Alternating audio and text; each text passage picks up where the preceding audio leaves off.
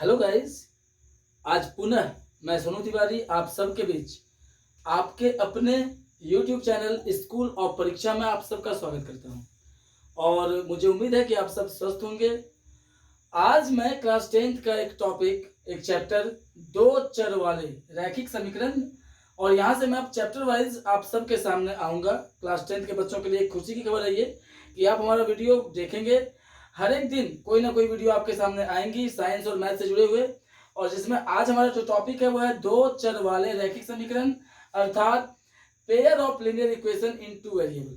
सबसे पहले मैं आपको ये समझा दूं कि ये जो दो चर, आप इसमें आगे एक चैप्टर और पढ़ेंगे, द्विघात समीकरण, क्वाड्रेटिक इक्वेशन।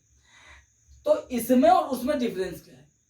अंतर यह है कि इसमें आपको दो चर मिलेंगे, कोई भी दो चर, वो चाहे x हो, y हो, p हो, q हो, या a हो, b हो, दो चर आपको मिलेंगे। और ये जो दो चर होंगे इसी पे आपको ये दोनों वैल्यू, चाहे वो x y हो, चाहे वो p q हो, a b हो, कोई भी हो, आपको ये दोनों वैल्यू यहाँ पे निकालना होता है। ये अज्ञात राशि होती है जिसके बारे में हम नहीं जानते हैं, और हमें इन दोनों का वैल्यू ज्ञात करना होता है। तो सबसे पहले हम बात करेंगे कि हम लोग इसको निकालेंगे कैसे, इसके कितने मेथड हैं। एनसीईआरटी जो बुक है हमारा बिहार पब्लिकेशन में, एनसीईआरटी में आपको 3 मेथड मिलेंगे। चौथा मेथड ग्राफ मेथड होगा, लेकिन भारतीय भवन आपको 6 मेथड देती है। हम इन 6 मेथड के बारे में बात करेंगे और आज इस पर हम लोग चर्चा करेंगे। तो समीकरण को हल करने की 6 विधियां हैं, जिसमें पहली विधि हमारी लुप्तीकरण विधि, बाय एलिमिनेशन। दूसरी है प्रतिस्थापन विधि, बाय सब्स्टिट्यूशन। तीसरी है अनुपात निर्णय विधि, बाय रेशियो डिटर्मिनेशन। चौथी विधि है तुलनात्मक विधि, बाय कंपैरिजन। पांचवी है वज्र गुणन विधि, बाय क्रॉस मल्टीप्लीकेशन। और छठी विधि है ग्राफीय विधि, बाय ग्राफिकल। हम लोग इस विधि को सबसे लास्ट में जानेंगे, इसके लिए हम लोग ग्राफ कॉपी का यूज करेंगे।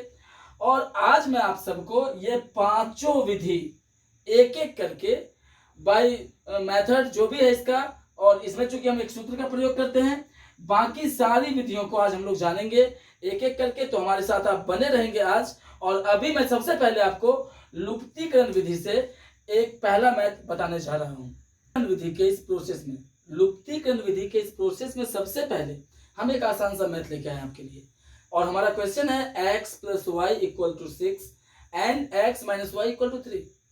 मैं पहले ही आपको बता चुका हूं कि हम इसमें दो चर राशियों को, जो अज्ञात राशियां हमारी x और y, इसके मान को ज्ञात करेंगे।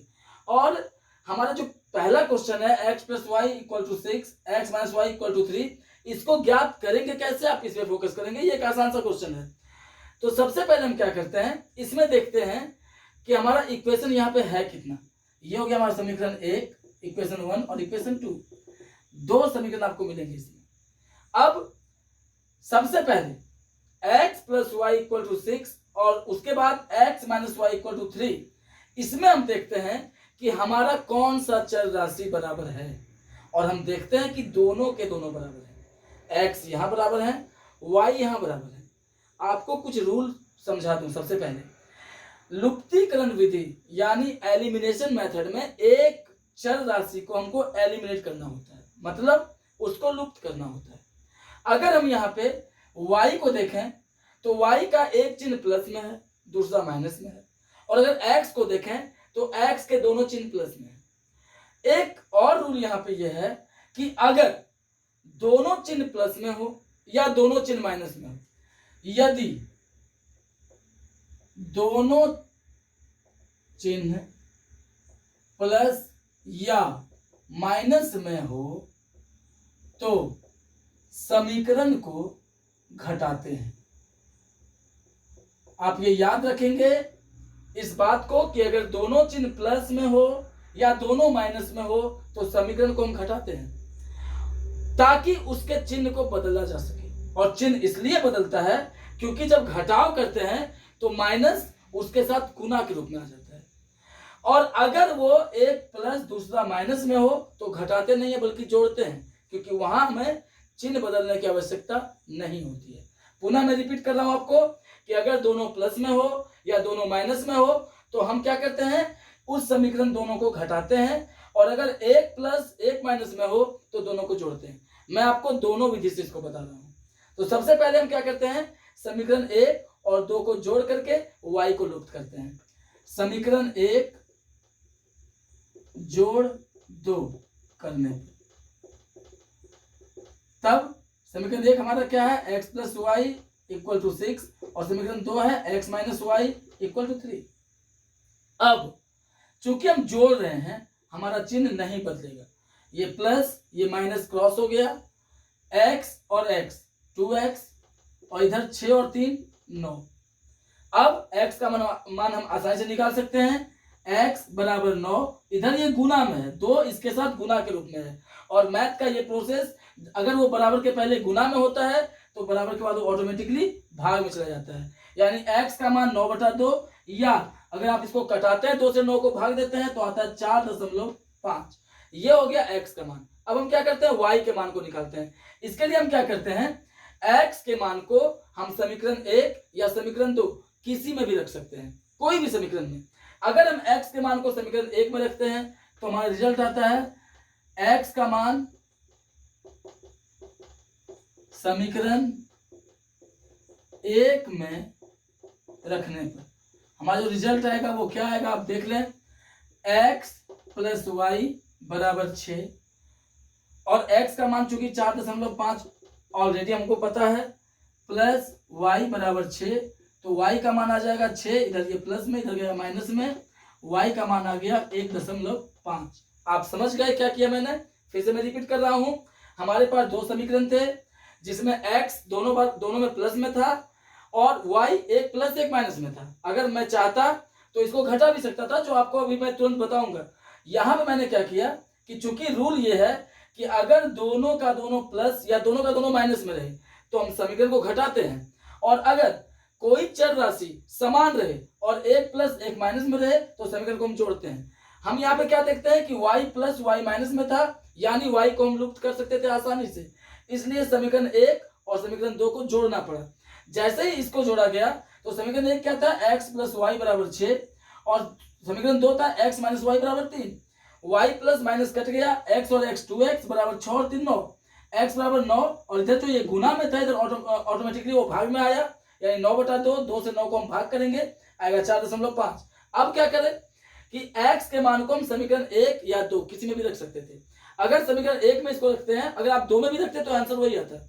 समीकरण 1 में अगर इसको रखते हैं तो समीकरण 1 क्या है, x प्लस वाई बराबर 6, x का मान क्या था 4.5 प्लस वाई बराबर 6, तो y बराबर हो गया 6, इधर ये प्लस में है इधर गया माइनस में, y का मान 1.5, ये हमारा रिजल्ट था। और अब मैं इसको आपको x के आधार पर बना के दिखाता हूं अभी तुरंत। अगर आप इसका स्क्रीनशॉट लेना चाहते हैं तो आप स्क्रीनशॉट ले सकते हैं। अभी इसके बाद मैं आपको x पे बना के दिखाने जा रहा हूं। तो गाइज मैं आपके सामने आ चुका हूं x के आधार पर इसको निकालने के लिए इसके मान को। अब हम लोग देखते हैं कि समीकरण 1 और 2 को घटाना क्यों पड़ रहा है। मैं आपको बता दूं कि जरूरी नहीं कि हम दोनों मेथड करें, लेकिन चूंकि आप सबों को मैं ये दिखा रहा हूं कि x और y किसी पर भी हम इसके मान को निकाल सकते हैं, आंसर वही आएगा।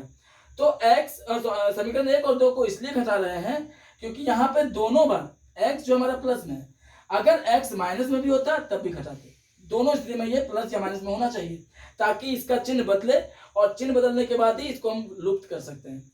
तो जब हम समीकरण 1 और 2 को घटाते हैं तो समीकरण 1 हमारा था x प्लस वाई बराबर 6, समीकरण 2 था x माइनस वाई बराबर 3। अब चूंकि घटाव करते हैं तो नीचे का चिन्ह बदलता है। आपको फिर से बता दूं कि वो इसलिए बदलता है क्योंकि माइनस उसके साथ गुना होता है। अगर मैं रफली आपको बताऊं तो अगर हमें x प्लस वाई बराबर 6 यानी समीकरण 1 से समीकरण 2 को घटाना हो तो देखिए अब चिन्ह बदलता कैसे है। तो समीकरण क्या करते हैं, x प्लस वाई से घटाते हैं। LHS और RHS दोनों अलग अलग घटता है। आपको ये बता दूं कि बराबर के पहले जो LHS है हमारा वो एक तरफ घटेगा, और बराबर के बाद जो RHS है हमारा वो एक तरफ घटेगा। तो x प्लस वाई से जब मैं घटाता हूं x माइनस वाई को, तो x माइनस वाई से घटता है, और इधर जो RHS हमारा 6 और 3 था वो इधर आता है। अब आप देख लीजिए कि x प्लस वाई, ये माइनस इसके साथ गुना हुआ माइनस x, ये माइनस गुना माइनस प्लस, y बराबर 6 में से 3 घटा 3। अभी आप देखते हैं कि ये जो x और y कुछ समय पहले प्लस का हिस्सा x प्लस में था, y माइनस में था, लेकिन जैसे ही माइनस के साथ ये गुना हुआ इसका चिन्ह बदल गया, यानी अब हमारा जो x है वो माइनस में है और जो y पहले माइनस में था वो प्लस में है। अर्थात ये चला जाएगा माइनस में, ये प्लस में, और चूंकि सिंबल बदलता है, ये प्लस में था तो ये चला जाएगा माइनस में। आप याद रखेंगे कि जिस सिंबल में वो रहेगा घटाव के बाद वो सीधे बदल जाता है, यानी उल्टा हो जाता है। अगर वो प्लस में रहेगा तो माइनस में चला जाएगा, अगर वो माइनस में रहेगा तो प्लस में चला जाएगा। और इसका रीजन साफ है कि चूंकि माइनस उसके साथ गुना हो जाता है। अब आप देखिए इसको, अब x plus x minus same है, कट गया, y प्लस ये y भी प्लस में, y और y 2y, और 6 में से 3 घटेगा तो बचेगा 3। y का वैल्यू हमारा आ रहा है 3/2 यानी 1.5। आपने देखा होगा कि पिछले मेथड में भी y का वैल्यू 1.5 ही था। इसके बाद अब क्या करते हैं हम लोग कि y के मान को समीकरण 1 या 2 में रखते हैं। अब पिछला जो मेथड था हमारा, जिसमें मैंने x के आधार पे मैथ को निकाला था, उसमें मैंने समीकरण 1 में रखा था x के मान को। अब यहाँ पे y के मान को आपको समीकरण 2 में भी रख के दिखाता हूँ, आंसर वही आएगा 4.5। आप देखिए कि y के मान को हम रखते हैं समीकरण 2 में, 1 में भी रख सकते थे लेकिन आप लोग को 2 में रख के दिखा रहा हूं। y का मान समीकरण 2 में रखने पर समीकरण 2 हमारा क्या है, x माइनस वाई बराबर 3। x का वैल्यू हमको पता है नहीं, लेकिन y का ऑलरेडी पता चल चुका है, 1.5 बराबर 3। x बराबर 3, इधर ये माइनस में इधर जाएगा प्लस में, तो x का मान क्या निकला 4.5। अर्थात बोलने का मतलब ये है कि आप x पे निकालें या y पे निकालें, हर स्थिति में x और y का वैल्यू वही आएगा। और अभी मैं आपको अगले मेथड से पहले एक बार, चूंकि ये इजी मैथ था, आपको एक बार थोड़ा सा इससे, जहां आपका दिमाग एक संकेत दे रहा हो कि अगर x और y के साथ कोई अन्य डिजिट रहता तो फिर हम इसको कैसे सॉल्व करते, उसका एक मैथ आप देख लीजिए। अभी मैं आपको वो चीज दिखाऊंगा। तो अब एलिमिनेशन मेथड से ही, लुप्तीकरण विधि से ही हम थोड़े से ज्यादा टफ में जा रहे हैं आपके लिए, कि x और y दोनों के साथ इस बार डिजिट को जोड़ दिया गया है, ताकि आपके अंदर का वो डाउट जो इसके पहले आसान सा था, जिसमें x और x बराबर था, y बराबर था, थोड़ा सा उसको आप क्लियर कर लीजिए इस मेथड के, इस मैथ के जरिए। तो हम देखते हैं कि हमारा जो समीकरण 1 है वो है 8x प्लस 5y बराबर 9, और समीकरण 2 है 3x प्लस 2y बराबर 4। ये हो गया हमारा समीकरण 1 और ये हो गया 2। सवाल अब ये उठता है कि इसको हम एलिमिनेट करेंगे कैसे, इसको लुप्त करेंगे कैसे। आपको बता दूं कि सबसे पहले आपको ये पता होना चाहिए कि एलिमिनेशन मेथड में हम लोग क्या करते हैं, x या y के मान को पहले बराबर करते हैं। जब तक हम इसको बराबर नहीं करेंगे तब तक ये लुप्त होगा नहीं, और किसी एक मान को ही बराबर करते हैं, अगर वो दोनों प्लस में रहा या दोनों माइनस में रहा तो सबसे पहले हम क्या करते हैं कि देखते हैं कि x 8x है, y फिर यहाँ नीचे x 3x है, y 5y है, यहाँ 2y है। अब या तो x को हम बराबर कर सकते हैं या y को कर सकते हैं। अगर हम x को बराबर करते हैं तो इसके लिए समीकरण 1 में गुना करना पड़ेगा 3 से, और समीकरण 2 में गुना करना पड़ेगा हमें 8 से। अब जैसे हम समीकरण 1 में गुना करते हैं 3 से, समीकरण 1 हमारा था 8x प्लस 5y बराबर 9, इसमें जैसे हम 3 से गुना करते हैं तो रिजल्ट क्या आता है हमारा, 8 गुना 3 24x प्लस 3 गुना 5 15y बराबर 9 गुना 3 27। ये हो गया हमारा समीकरण 3। अब समीकरण 2 में गुना करते हैं 8 से, समीकरण 2 हमारा था 3x प्लस 2y बराबर 4, इसमें गुना कर रहे हैं 8 से, 8 गुना 3x 24x प्लस 8 गुना 2y 16y बराबर 8 गुना 4 32। ये हो गया समीकरण 4। अब हम देखते हैं कि हमारा x बराबर हो चुका है 24x, यहाँ भी 24x, यहाँ भी। हम चलते हैं पीछे के रूल पे। मैंने आपको बताया था कि अगर x या y बराबर हो और दोनों का दोनों प्लस में हो तो हम क्या करते हैं, समीकरण 1 और 2 को या 3 और 4 को घटाते हैं, यानी दोनों समीकरण को हम घटाते हैं। तो यहाँ पे हम समीकरण 3 और 4 को घटा रहे हैं। घटा इसलिए रहे हैं ताकि हम x के मान को लुप्त कर सकें। अगर नहीं घटाते हैं और इसका चिन्ह नहीं बदलता है तो हमारे पास x और y दोनों आ जाएगा और एक मान लुप्त करेंगे तभी हमारा अगला मान निकलेगा। इसलिए यहाँ पे हम दोनों को क्या कर रहे हैं, घटा रहे हैं। तो समीकरण 3 और 4 को घटाते हैं। समीकरण 3 -4 करने पर समीकरण 3 क्या था हमारा, 24x प्लस 15y बराबर 27 था और समीकरण 4 था 24x प्लस 16y बराबर 32। अब प्लस में था माइनस में गया, ये भी माइनस में, ये भी माइनस में। मैंने आपको पहले ही बताया है कि जिस चिन्ह में वो रहता है घटने के बाद सीधे उसका उल्टा हो जाता है। प्लस माइनस कट गया, ये 15y में से 16y को घटाएंगे -y बचेगा और इधर 27 में से 32 घटेगा तो -5 बचेगा। माइनस कट गया, y का वैल्यू 5। अब क्या करते हैं हम लोग, x का मान निकालते हैं। तो x का मान निकालने के लिए y के मान को समीकरण 1, 2, 3 या 4 हम लोग किसी में भी इस मान को रख सकते हैं। अगर अभी तक आपको स्क्रीनशॉट लेना हो तो आप इसका ले सकते हैं, क्योंकि अब हम x का मान निकालने के लिए जा रहे हैं। तो y के मान को हम समीकरण 1 में रखते हैं। हम पहले बता चुके हैं आपको कि 1, 2, 3, 4 किसी में भी रख सकते हैं y के मान को, ताकि हमारा x का मान प्राप्त हो जाए। तो हम अगर समीकरण 1 में रखते हैं तो समीकरण 1 हमारा क्या था, 8x प्लस 5y बराबर 9। अब 8x प्लस 5 गुना y का मान क्या निकल चुका है, 5 बराबर 9। 8x प्लस 5 गुना 5 25 बराबर 9। 8x बराबर 9, इधर ये प्लस में, इधर जाएगा माइनस में। 8x बराबर 9 में से 25 घटाइए आप, बचेगा -16।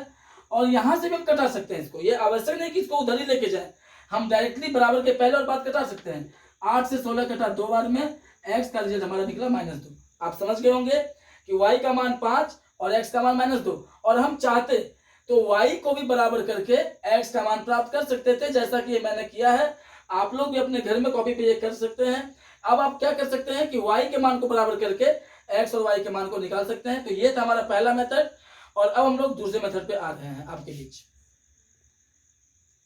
तो अब मैं आपके बीच लेकर आया हूं प्रतिस्थापन विधि, और इस विधि से हम लोग इस क्वेश्चन को अब आपके सामने सॉल्व करूंगा। आप इसको समझेंगे और उम्मीद है कि आप इसको समझने के बाद घर में जरूर ट्राई करेंगे। आपके पास एनसीईआरटी, भारतीय वन, RS अग्रवाल, RD शर्मा, जो भी पब्लिकेशन है, केसी सिन्हा, आप वैसे सारे मैथ्स को जो मैं आपको आज यहाँ पे बताने जा रहा हूँ इस विधि से बताएंगे। और कमेंट बॉक्स में कमेंट जरूर कीजिएगा कि आपको हमारा ये मेथड कैसा लगा, और जहां भी प्रॉब्लम होता है आप कमेंट बॉक्स में फिलहाल कमेंट करके वो प्रॉब्लम को जान सकते हैं, ताकि मैं उसको अगले वीडियो में आपके सामने उसको दूर कर सकूं।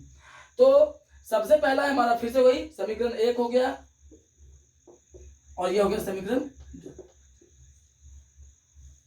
और जो सीबीएसई बोर्ड वाले हैं, आईसीएसई बोर्ड वाले हैं, उनके सामने भी, उनके बुक में भी ये मेथड जरूर होगा। आप प्लीज इसको एक बार जरूर देखेंगे अच्छे से और समझने का कोशिश करेंगे। तो प्रतिस्थापन विधि में हम लोग क्या करते हैं कि स्थापित करते हैं। इसमें एक मान को, x या y के मान को किसी दूसरे समीकरण के अंदर उसको रखते हैं और वहां से इस वैल्यू को हम लोग प्राप्त करते हैं। तो आप देखेंगे अच्छे से। सबसे पहले मैं समीकरण 1 को ले रहा हूं, इक्वेशन 1। समीकरण 1 से हमारे पास समीकरण 1 है क्या, x minus 3y equal to 7।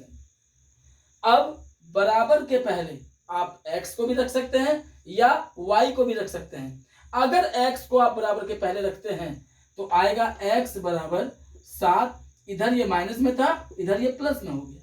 ये हो गया हमारा समीकरण 3। फिर बता रहा हूं आपको कि आप y को भी रख सकते हैं, x को भी रख सकते हैं। अगर आप x को रखते हैं तो x चूंकि सिंपल था, x बराबर 7, इधर ये माइनस में, इधर गया प्लस में। अगर मैं एक कोने में आपको ये बता रहा हूं कि अगर ये हम माइनस को रखते, सॉरी y को रखते, तो क्या करते कि -3y बराबर होता हमारा 7, और इधर ये प्लस में है, इधर ये जाता माइनस में, और फिर y हमारा हो जाता 7 माइनस x बटा -3। माइनस ऊपर ले जाके गुना भी कर सकते थे। आप पुनः जान लें कि y को भी हम रख सकते थे, लेकिन अभी चूंकि x सिंपल था, x को मैंने रख दिया, x बराबर 7, और इधर ये माइनस में, इधर गया प्लस में। अब यहां से आगे आप देखिए, जो हमारा x का मान निकला, इसको अब मैं समीकरण 2 में रखूंगा, इक्वेशन 2। तो समीकरण 2 में जब मैं x के मान को रखूंगा तो हमारा समीकरण 2 क्या है, पहले यहां पे लिख लेता हूं, x का मान समीकरण 2 में रखने पर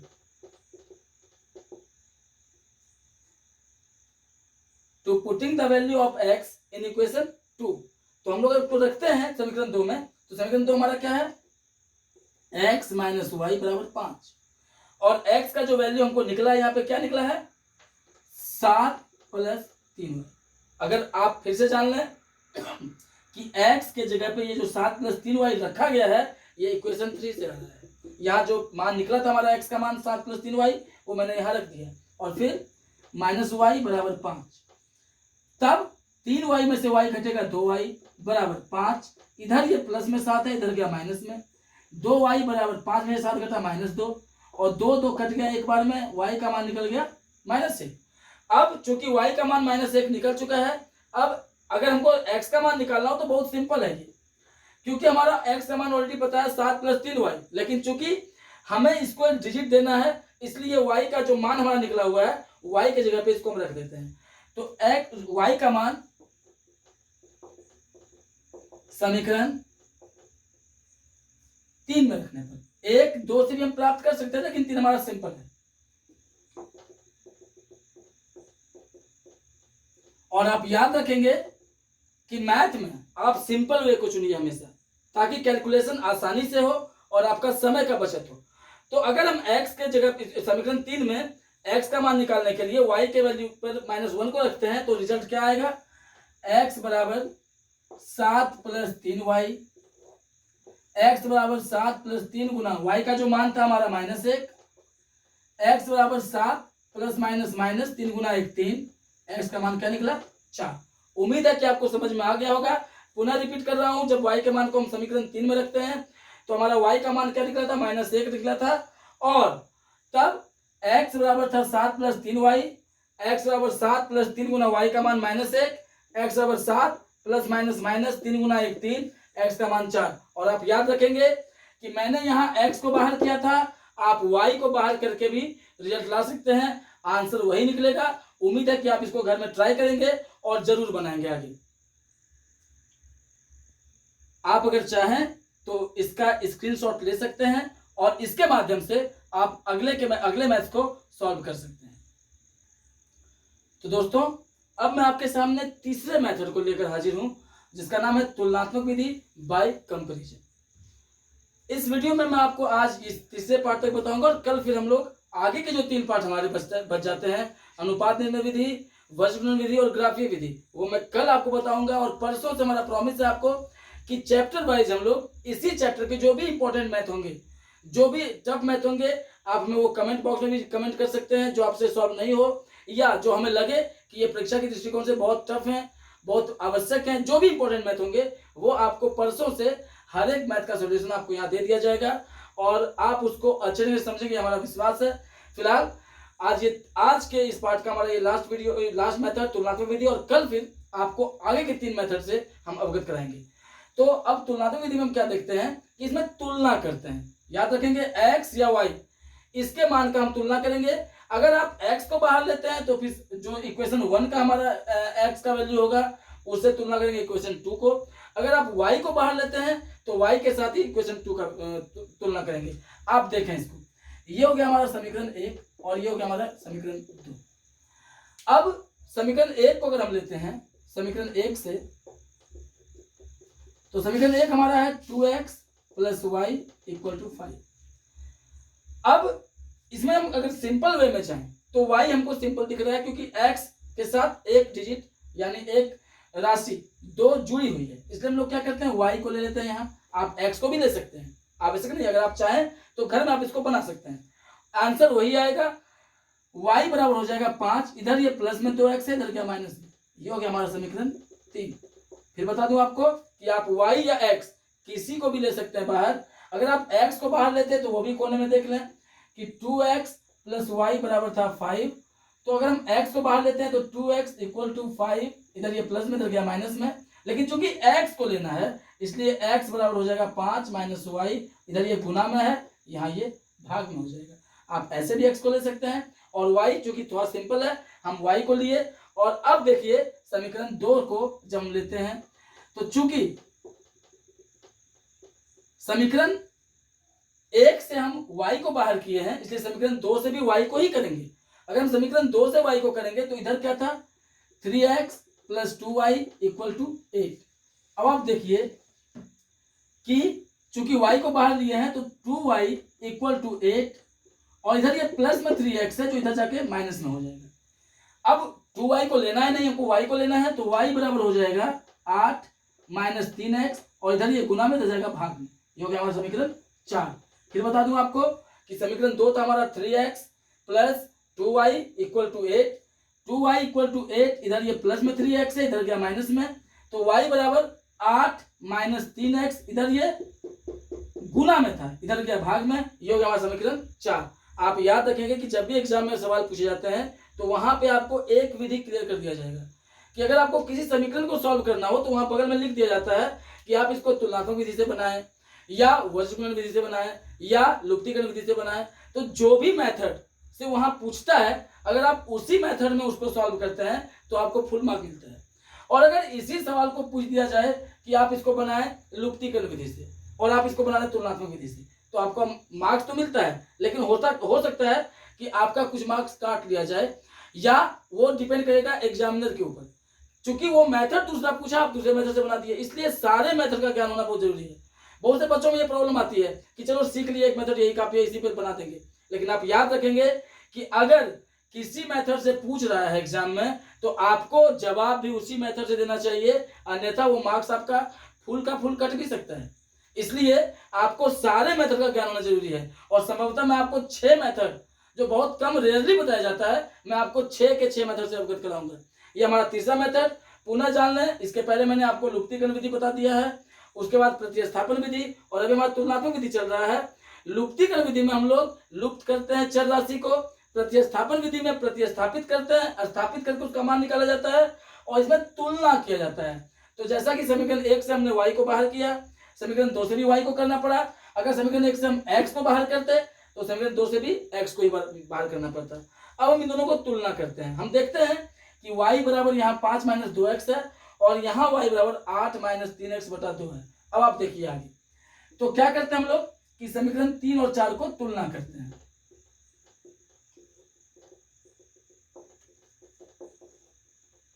हम इसको ऐसे भी लिख सकते हैं या तुलना करने पर भी लिख सकते हैं। समीकरण 3 था हमारा y बराबर 5 माइनस 2x, और 4 था 8 माइनस 3x बटा 2। y क्रॉस हो जाएगा, तो हमारा इधर क्या बचा 5 माइनस 2x बराबर इधर बचा 8 माइनस 3x बटा 2। फिर जान लें आप कि y क्रॉस जो बच गया हमारा, इधर 5 माइनस 2x और इधर बचा 8 माइनस 3x बटा 2। अब यहां से क्रॉस मल्टीप्लीकेशन, 2 से 5 को गुना कीजिए आप तो आता है 10, माइनस 2 गुना 2x आता है 4x, इधर बचा 8 माइनस 3x। 10 बराबर के बाद 8 है प्लस में, पहले आया माइनस में, इधर माइनस 3x था, इधर ये माइनस में था 4x, इधर गया प्लस में, क्योंकि हम एक जैसी राशि को एक साथ घटाते हैं। 10 में से 8 घटा 2, और माइनस 3x प्लस 4x हो गया x, यानी x का जो वैल्यू हुआ वो कितना हो गया 2। अब हम जब x का वैल्यू 2 निकाल चुके हैं तो आसानी से y के वैल्यू को भी प्राप्त कर सकते हैं। क्या करेंगे, हमारे पास रिजल्ट ऑलरेडी पता है 3 और 4 में कि y का वैल्यू आसानी से आप निकाल सकते हैं। ज्यादा सिंपल, चूंकि समीकरण 3 लग रहा है इसलिए y x के मान को हम रखते हैं समीकरण 3 में।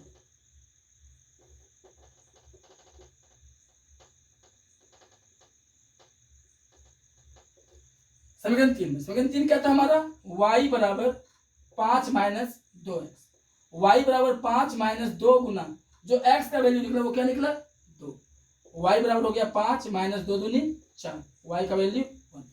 तो आपने देखा कि हमने x और y के मान को पता कर लिया। y को बाहर कर सकते हैं, आप x को भी बाहर कर सकते हैं। उम्मीद है कि आप इसको ट्राई करेंगे। एनसीईआरटी, भारतीय वन, केसी सिन्हा, जो भी बुक आपके पास हो, सारे बुक में ये क्वेश्चन आपको मिलेंगे, ऐसे क्वेश्चन, और ये चैप्टर हर एक बुक में मिलेगा आपको, 2 चर वाले रैखिक समीकरण। तो आप इसको बनाएंगे और कमेंट जरूर करेंगे कि आपको हमारा ये वीडियो आज जो पार्ट 1 में मैंने 3 मेथड आपको समझाया वो कैसा लगा। और जब आपको ये समझ में आ जाए तो हमें भी तसल्ली होती है। कल आपसे मिलेंगे और आप चाहे तो इसका स्क्रीनशॉट ले सकते हैं। कल आपको आगे के जो 3 पार्ट हमारे हैं, 3 मेथड हमारे हैं, वो कल से आपको बताए जाएंगे और परसों से आपको चैप्टर वाइज सॉल्यूशन दिया जाएगा। तो आप अच्छे से समझ लें इसको, और उसके बाद इसके आधार पर आप y को बाहर ना रख के x को भी बाहर रख सकते हैं, और फिर आप मैथ के साथ खेलें, क्योंकि आप मैथ से खेलेंगे तभी मैथ के खिलाड़ी बनेंगे। धन्यवाद, शुभ रात्रि।